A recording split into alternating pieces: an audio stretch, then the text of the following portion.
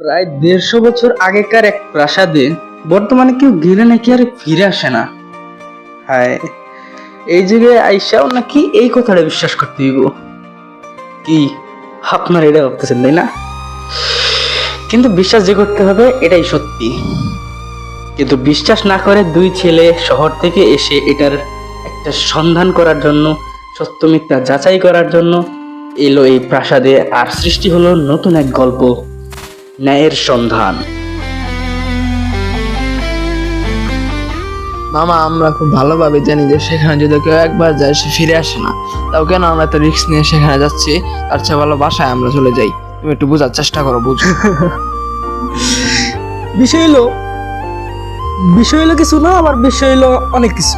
তুমি হয়তো ভুলা গেছো, আমার সাথে থাকতে যে তুমি ভুললা, এটা একটু গর্বিল লাগতেছে আমার কাছে। ভুলা কেমনে গেলা যে ভয়ের সাথে পাঙ্গা নেওয়ার আমার পুরানো অভিজ্ঞতা আছে, এটা আমার অভ্যাস, হ্যাবিট। এখন বিষয় হলো তুমি তোমার নিজের ভয়গুলো সব বুঝে হালাও, কারণ আমি তোমার সাথে আছি, এনে ভয় পাওয়ার কোনো দরকার নাই। চলো আমরা ভয়টা না পাইয়া আইগাই। আমি কি রাস্তা চিনি নাকি? কোন যুগের পোলা তুমি? গুগল ম্যাপ কি করতে আছে? সরি, ভয় বই গেছি। ভয় বিলা যায়। এখন আও গুগল ম্যাপটা বের করি।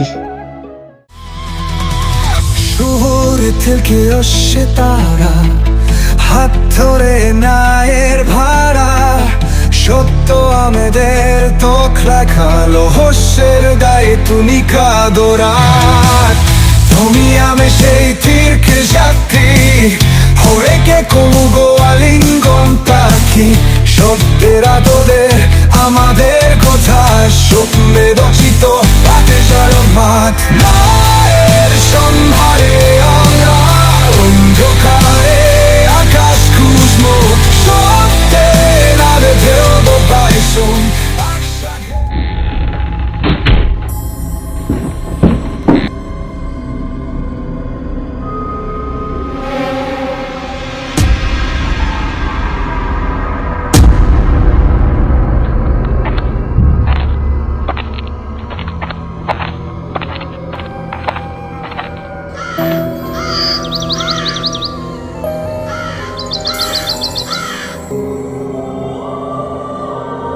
আমার তো কোনো ভুতুরে ভুতুরে লাগতেছে না, সাধারণ একটা পুরাতন রাজপ্রাসাদ এটা।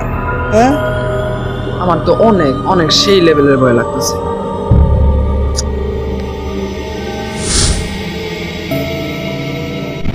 কিসে মামা?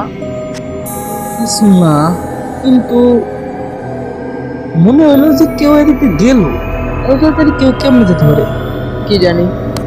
না, ঠিক আছে, আমার ভুল ধরো মিস। এই বিষয় হলো, এই প্রাসাদটা সম্পর্কে যদি কিছু জানতে পারতাম, কিন্তু জানি কার কাছ থেকে।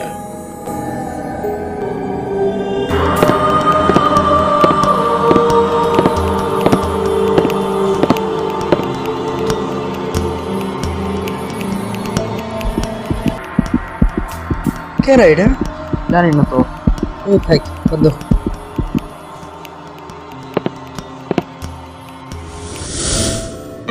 এই প্রাসাদটা সম্পর্কে যদি তোমরা জানবার চাও, তোমাদের অনেক সাহস রাখতে হবে। এই শিশির, ও একটু ভিতরে যাই, ভিতরে গেলেই কিছু না কিছু পাওয়া যাবে। চলো আসো। ঠিক আছে, চলো।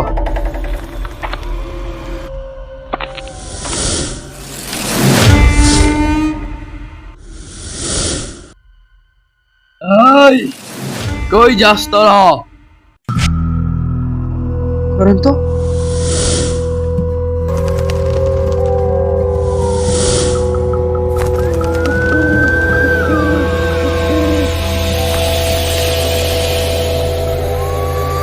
বিষয় হলো, আমার মনে হইতেছে এনে রহস্যময় কিছু একটা আছে। হ্যাঁ, তো কি করি আমরা? রুম বাই রুম অনেকটি রুম আছে, হাজার হাজার শত শত রুম আছে, কয়েকটি আমরা খুঁজে দিই, কিছু না কিছু হইলেও খুঁজে পাওয়া যাবে। তাহলে ঠিক আছে, চলো। চলো চলো চলো, কাজে লেগে পড়ো।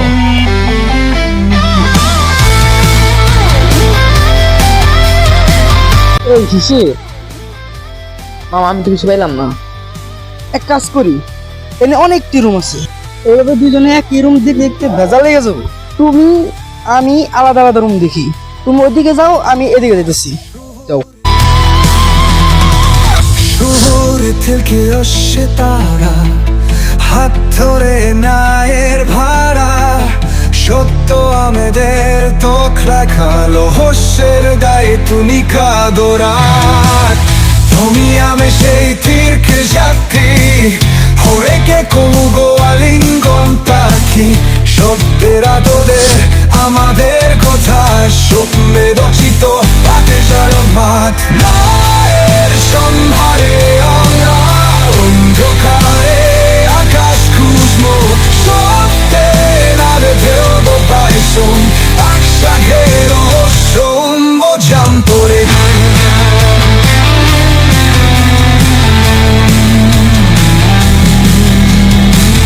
শহরের গভীর ধরে পথি নিয়ে দিক চোখে সব দেখেছি, শেখদের কোহরি আমরাতে হনল কথে আর জালে শুই তুই আসলে বাবা মনে হলো শিশির ডাক দিচ্ছে, মনে হয় কিছু একটা পাইছে।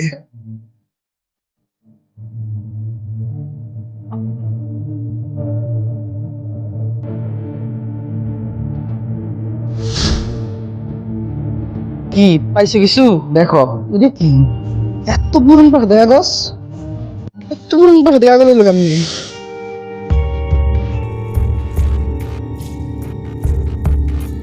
এটা তো কোনো সাধারণ কাগজ না, এটা একটা নকশা, অনেক পুরান নকশা।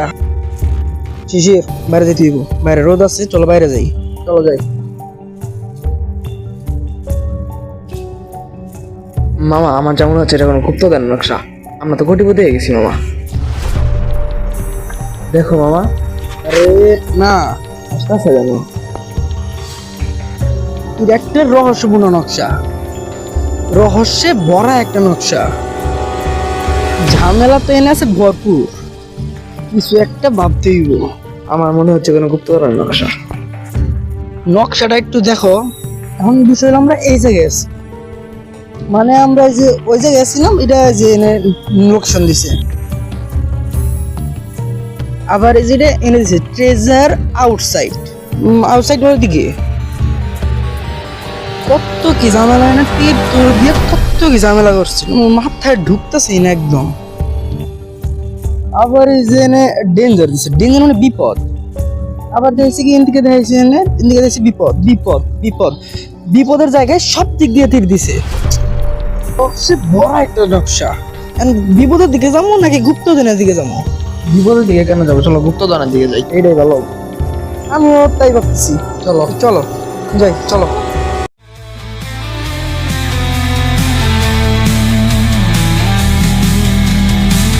শহরের গভীর ধরে পথি নিয়ে দিক চোখে সব দেখেছি, শেখদের কোহরি আমরাতে হনল কথে আর জালে শুই তুই আসলে আঁকো পারলেরা, রহস্যের দ্বার খুলবে রা, নাইকে চোরে আমরা হাত বলির রাখছে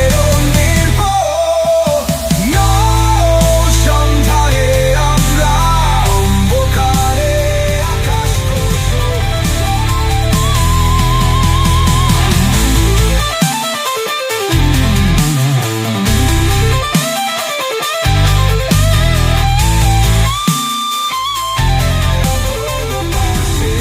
বুঝতেছি না, আমি কিচ্ছু বুঝতেছি না।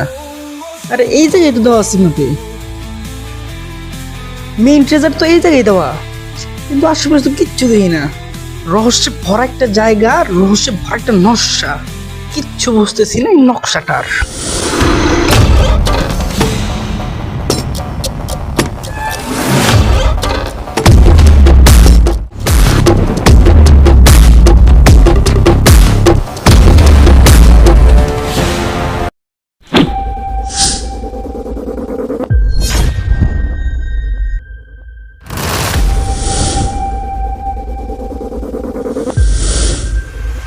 কিসির পকেটে রাখো।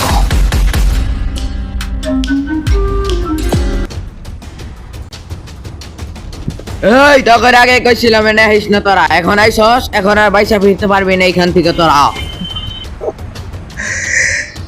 দেখ ভাই, অন্যায় কিছু করতে আসি নাই, ন্যায় আছে, ন্যায় থাকবো। মনে রাখ, জমের সাথে যদি পাঙ্গা নেস আর আমার সাথে যদি পাঞ্জা ধরস, একদম ইকুয়াল টু ইকুয়াল। শিশির, যাও তুমি। তোমার লাইখান কেমনে দামো? যাও তুমি, এই দুইটার আমি দেখতেছি। সোজা যাবা আর খুঁজবা, যাও।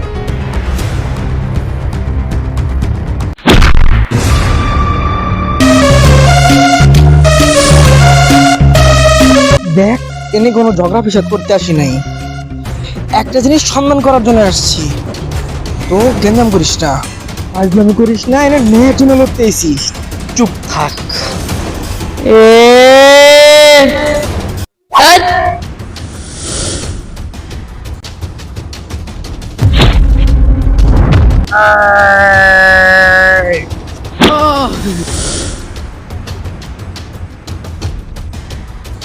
মামা, একটা চিঠি পাইছি। মামা!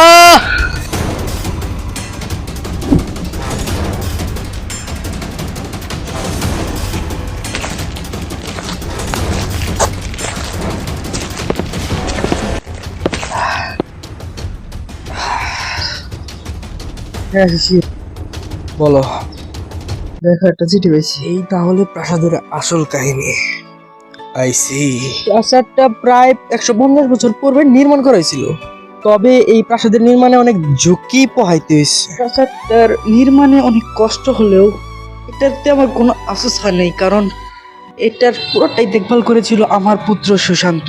সে এই প্রাসাদটাকে একটা শিক্ষা কেন্দ্রে পরিণত করে, যে শিক্ষা কেন্দ্রে সকল গরিব শিশুরা অধ্যয়ন করত এবং সে নিজে তাদেরকে পড়াতো। কিন্তু হঠাৎ এক ডাকাত দল এসে এখানে হত্যাযজ্ঞ চালায় এবং সকলেই মারা যায়। সেদিন থেকেই আমি এই প্রাসাদের সকলের প্রবেশাধিকার নিষিদ্ধ করি, আর এখানে যুগে যুগে প্রহরী আসে। প্রহরীরাই এখানে পাহারা দেয়, কাউকে এখানে ঢোকার অনুমতি দেয় না। আমি রাজা সীমান্ত সিং, মানে এতক্ষণ আমি যাদের সাথে লড়লাম তারা সকলে এই রাজার প্রহরী। আসলেই খারাপ লাগে এই দেশের মানুষের ব্যবহারে। সমস্যা নেই রাজা, তোমার আত্মা যদি এদিকে কোনো জায়গায় থেকে থাকে, আমি তোমার কথা দিতেছি। বর্তমান সরকারের কাছে আমি এই আবেদনটা জানাবো, আর তোমার চিঠি আমি সযত্নে তার কাছে দিব। এটা আমার ওয়াদা। তোমার পুত্র যেটা করতে পারে নাই সেটা আমি করতে সাহায্য করব।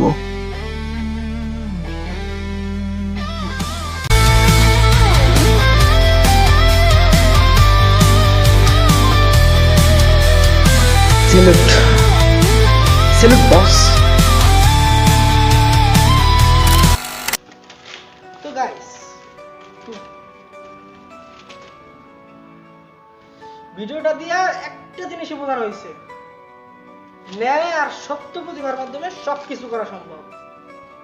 তা হোক রাজার করা সেই শিক্ষা কেন্দ্রকে পুনর্নির্মাণ কিংবা যে কোনো কাজ, সৎ হয়ে জীবনে ন্যায়ের প্রতিষ্ঠা করুন। ভিডিওটার দ্বারা শুধু এটাই বোঝানো হয়েছে। আর যদি ভিডিওটি ভালো লাগে, লাইক, কমেন্ট, শেয়ার, সাবস্ক্রাইব অবশ্যই। Thank you. এটুকু, বাই বাই। ব্লক কর।